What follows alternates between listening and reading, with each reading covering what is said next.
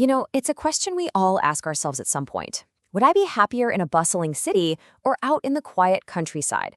It's this huge universal question, right? Well, today we're going to dive into that, looking at it through the lens of Thailand to see what these two totally different ways of life can teach us about finding true well-being. So, let's just jump right in. If you had to picture your perfect life, what does it look like? Is it the nonstop energy of a big city, or is it the peace and quiet of the countryside? This is really the heart of the debate, isn't it? It's all about where we think we can find real happiness. And to help guide us, we're going to use this really beautiful Thai concept called Kwam Yudi Mi Suk. Now, you can translate it as wellness, but honestly, it's so much deeper. It's not just about your physical health. It's this whole state where your body, your community, and your environment are all working together in harmony. It's kind of the ultimate goal for a good life. All right, first things first. Let's really define these two worlds. What do they actually look and feel like? Let's check out the signs that make them so different. Okay, so the most obvious difference, the one that just smacks you in the face, is what you see. On one side, you've got the city, the classic concrete jungle, a vertical world of buildings shooting up to the sky. And on the other, the countryside, where the whole world just opens up. We're talking endless green rice fields and a horizon that's all nature, not buildings. When you think of a modern Thai city, these are the images that pop into your head, right? Massive shopping malls, crazy 8-lane highways, and condos that just keep getting taller. Plus convenience stores that are literally always open. It's all about speed, technology, and a life that never, ever stops. And then, boom, the complete opposite. Out in the country, life is all about the natural world. You've got actual forests, not just trees and pots. Life moves with the rivers. People live in single-story homes with plenty of space around them. It's a slower, more grounded rhythm, one that's totally in sync with the seasons. So you have these completely different physical spaces. How does that affect how people actually connect with each other? This gets us to the social fabric of these places.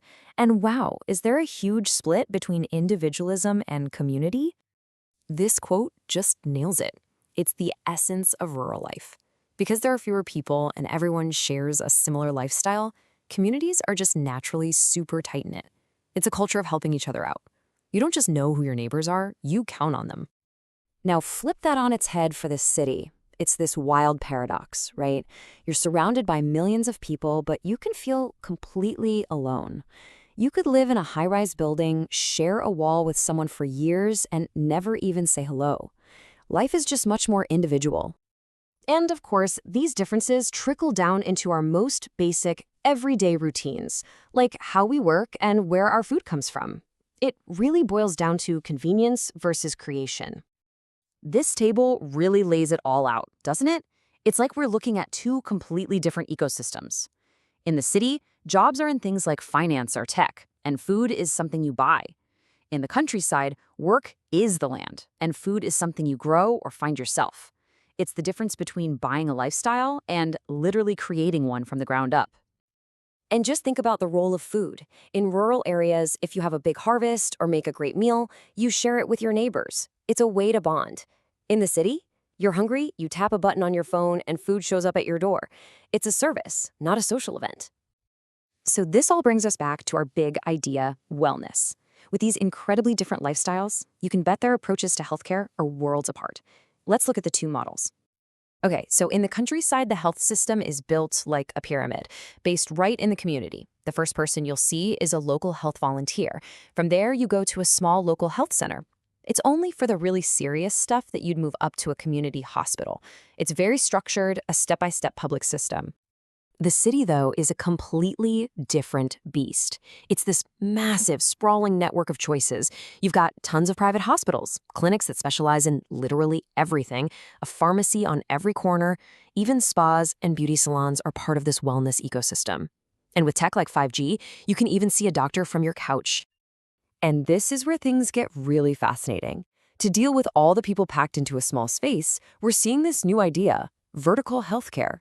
Seriously. Imagine living on the 50th floor and having your doctor's office, your pharmacy, and even your gym just an elevator ride away, all in the same building. Healthcare is adapting to the concrete jungle itself.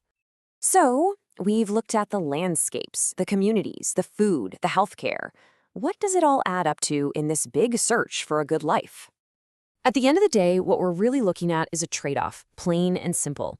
City life is amazing when it comes to convenience and getting specialized services, but you might sacrifice that sense of community. The countryside gives you that deep community and a connection to nature, but you lose some of that convenience. Neither one is better, it's all about what you value most.